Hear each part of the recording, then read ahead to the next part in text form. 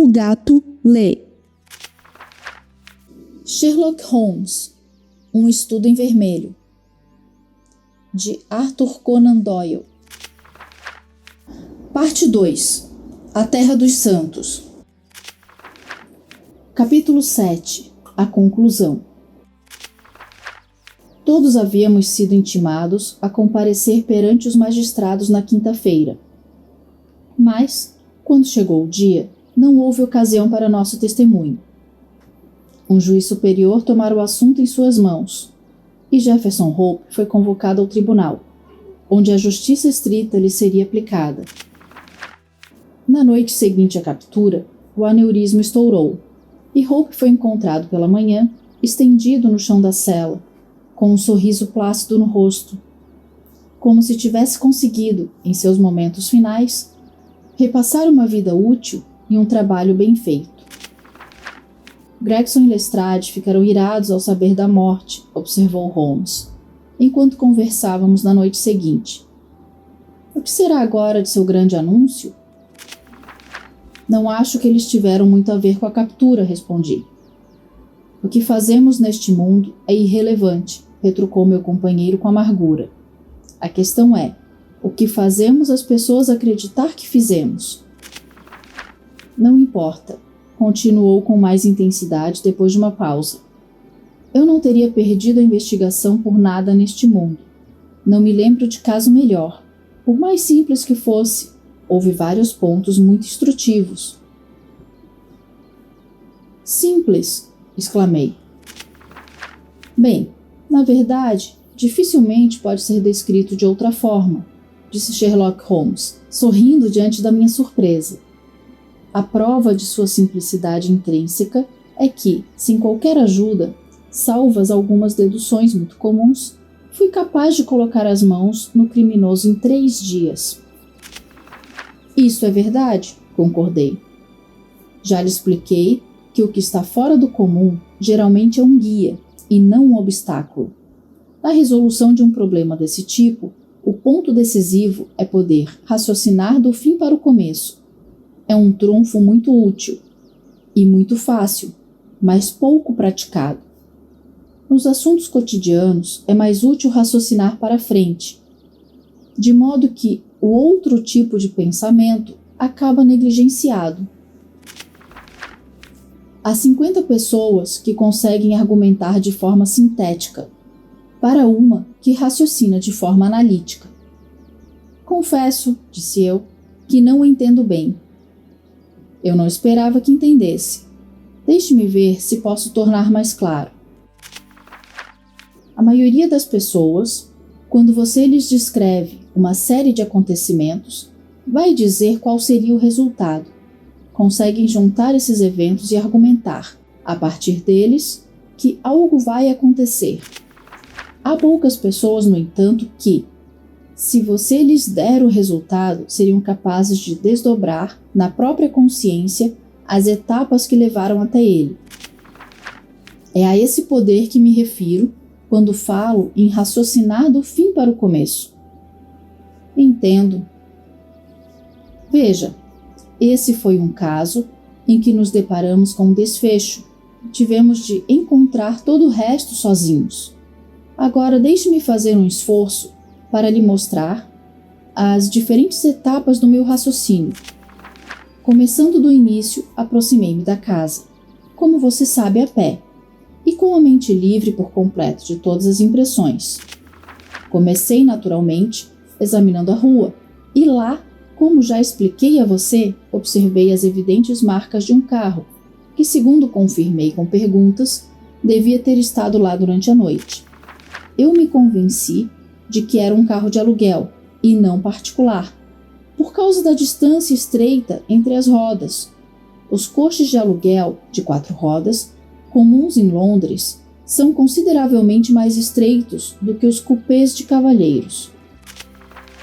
Esse era o primeiro ponto ganho, então andei devagar pelo caminho de argila, em meio ao jardim, particularmente adequado para gravar impressões.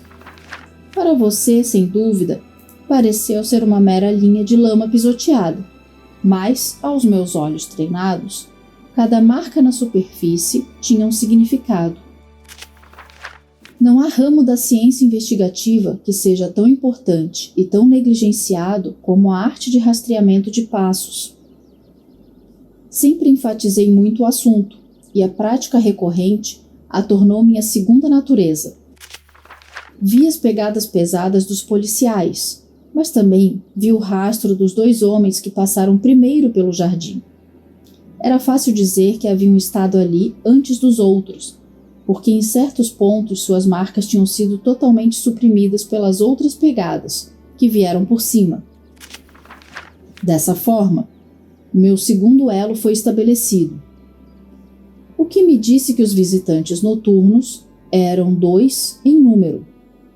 Um notável pela altura, como calculei a partir do comprimento de seu passo, e o outro estava vestido com elegância, a julgar pela pequena e elegante impressão deixada por suas botas. Ao entrar na casa, essa última inferência foi confirmada. Meu homem de botas boas jazia diante dos meus olhos. O alto, então, havia cometido o assassinato. Se é que existira assassinato. Não havia ferida na pessoa do morto, mas a expressão agitada em seu rosto me assegurava de que ele tinha previsto seu destino antes que este lhe atingisse. Homens que morrem de doença cardíaca ou de qualquer causa natural súbita nunca, em hipótese alguma, exibem agitação no semblante. Após cheirar os lábios do defunto, detectei um odor ligeiramente azedo e cheguei à conclusão de que havia ingerido veneno à força. Mais uma vez, argumentei que fora à força devido ao medo expresso em seu rosto. Pelo método da exclusão, eu havia chegado a esse resultado, pois nenhuma outra hipótese faria sentido com os fatos. Não pense que a ideia foi muito inédita. A administração forçada de veneno não é algo novo nos anais dos crimes, de maneira nenhuma. Lembranças dos casos de Dolsky em Odessa e de Letourrier em Montpellier vão saltar imediatamente à memória de qualquer toxicologista. E agora vinha a grande questão: saber o motivo. Roubo não havia sido o objeto do assassinato, pois nada fora levado. Era a política, então, ou uma mulher? Fui confrontado por essa pergunta. Minha inclinação ia da primeira para a segunda hipótese. Assassinos políticos ficam felicíssimos em realizar o trabalho e darem no pé. Esse assassinato tinha, pelo contrário, sido realizado de forma mais deliberada, e o agressor deixara rastros por toda a sala, mostrando que tinha estado lá o tempo todo. Devia ser assunto particular e não político, para exigir uma vingança tão metódica. Quando a inscrição foi descoberta na parede, eu estava mais propenso do que nunca a tomar minha opinião como certa. Aquilo era evidentemente uma farsa. Quando a aliança foi encontrada, no entanto, a questão foi resolvida. Era evidente que o assassino a usara para lembrar sua vítima de alguma mulher morta ou ausente. Foi nesse momento que eu perguntei a Gregson se ele havia questionado no telegrama a Cleveland sobre algum ponto em particular da carreira prévia do Sr. Drebber. Ele respondeu: "Você deve se lembrar", negativamente. Em seguida, prossegui a fazer um exame cuidadoso do cômodo, o que me confirmou a opinião quanto à altura do assassino e me forneceu os detalhes adicionais quanto ao charuto Trichinopoly e ao comprimento de suas unhas. Eu já chegara à conclusão, uma vez que não havia sinais de luta, de que o sangue que cobria o chão havia jorrado do nariz do assassino em meio à exaltação. Pude perceber que a trilha coincidia com o rastro de seus pés. É raro qualquer homem, a não ser que seja muito cheio de sangue, sofrer esse tipo de efeito por causa da emoção. Por isso arrisquei a opinião de que o criminoso era, provavelmente, um homem robusto e de rosto vermelho. Os eventos provaram que meu julgamento era correto. Assim que deixei a casa, prossegui com o que Gregson negligenciara. Telegrafei para o chefe de polícia em Cleveland, limitando-me a perguntar sobre as circunstâncias ligadas ao casamento de Enoch Drebber. A resposta foi conclusiva. Ele me disse que Drebber já havia se inscrito para obter proteção legal contra um velho rival no amor, chamado Jefferson Hope, e que esse mesmo Hope se encontrava no momento na Europa. Eu sabia então que detinha a pista para o mistério em minhas mãos e que agora só bastava pegar o assassino. Eu já havia determinado em minha própria mente que o homem que entrara na casa com Drebber não era outro senão o cocheiro. As marcas na rua me mostravam que o cavalo havia andado por ali de uma forma que não teria sido possível se houvesse alguém no comando. Onde então poderia estar o condutor a menos que fosse dentro da casa? Novamente, é absurdo supor que qualquer homem sensato realizaria um crime deliberado sob os olhos, por assim dizer, de uma terceira pessoa que, com certeza, o trairia. Por fim, supondo que um homem desejasse perseguir outro por toda Londres, qual meio melhor ele adotaria a não ser tornar-se um cocheiro? Todas essas considerações me levaram à conclusão irresistível de que Jefferson Hope seria encontrado entre os condutores de carro de aluguel da metrópole. Se ele for um cocheiro, não havia motivo para acreditar que deixaria de sê-lo. Pelo contrário, do seu ponto de vista, qualquer ação súbita seria suscetível de chamar a atenção para si mesmo. Ele teria provavelmente, pelo menos por um tempo, de continuar a exercer suas funções. Não havia razão para supor que estivesse usando um nome falso. Por que deveria mudá-lo em um país onde ninguém conhecia seu nome original? Dessa forma, organizei o corpo de detetives dos moleques de rua e os enviei sistematicamente a cada proprietário de carros de aluguel em Londres, até que desentocaram o homem que eu queria.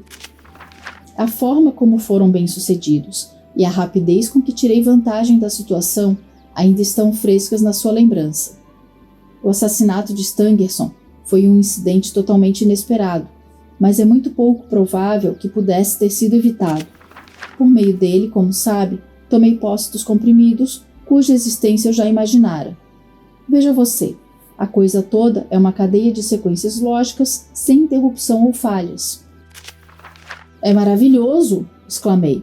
Seus méritos devem ser reconhecidos publicamente. Você deve publicar um relato do caso. Se não fizer, eu farei. Pode fazer o que quiser, doutor, ele respondeu. Veja aqui. Continuou a me entregar um jornal. Olhe isso. Era o Eco do dia. E o parágrafo apontado por Holmes era dedicado ao caso em questão. O público, dizia, perdeu uma diversão sensacional com a morte súbita de Hope. O suspeito do assassinato do Sr. Enoch Drebber e do Sr. Joseph Stangerson. Os detalhes do caso, em tese, agora nunca serão conhecidos, embora tenhamos sido informados por fontes seguras que o crime foi o resultado de uma antiga rixa romântica, na qual o amor e o mormonismo tinham participação. Parece que ambas as vítimas pertenceram, na juventude, aos santos dos últimos dias, e Hope, o prisioneiro falecido, também provém de Salt Lake City. Se o caso não teve outro efeito, pelo menos traz à tona, de forma muito contundente, a eficiência de nossa força policial investigativa e servirá como uma lição para que todos os estrangeiros com sabedoria mantenham suas contendas em casa e não as levem a solo britânico. É um segredo conhecido por todos que o crédito dessa captura inteligente pertence inteiramente aos oficiais bem conhecidos da Scotland Yard, os senhores Lestrade e Gregson. O homem foi preso, ao que parece, no apartamento de um certo senhor Sherlock Holmes, que, embora amador, mostrou algum talento na linha investigativa e quem, com tais instrutores, pode esperar, em algum momento, atingir algum grau das habilidades que eles possuem. Espera-se que os dois oficiais recebam algum tipo de homenagem como reconhecimento adequado aos serviços prestados. Eu não havia lhe dito isso quando começamos? Exclamou Sherlock Holmes com uma risada. Esse é o resultado de todo o nosso estudo em vermelho. Conseguir-lhes uma homenagem. Deixe estar, disparei. Tenho todos os fatos no meu diário e o público os conhecerá. Nesse meio tempo, você deve se contentar com a consciência do sucesso, como o avarento romano. O povo me vaia, mas em casa eu me aplaudo ao contemplar meu dinheiro no cofre. Sherlock Holmes, um estudo em vermelho. Esta obra de ficção pode ser adquirida para sua total contemplação através do link indicado aqui na descrição do vídeo. Parabéns! Você chegou ao final de mais esta história. Temos aqui outras sugestões para você. Basta clicar nas nossas playlists e começar uma outra história envolvente. Até a sua próxima leitura!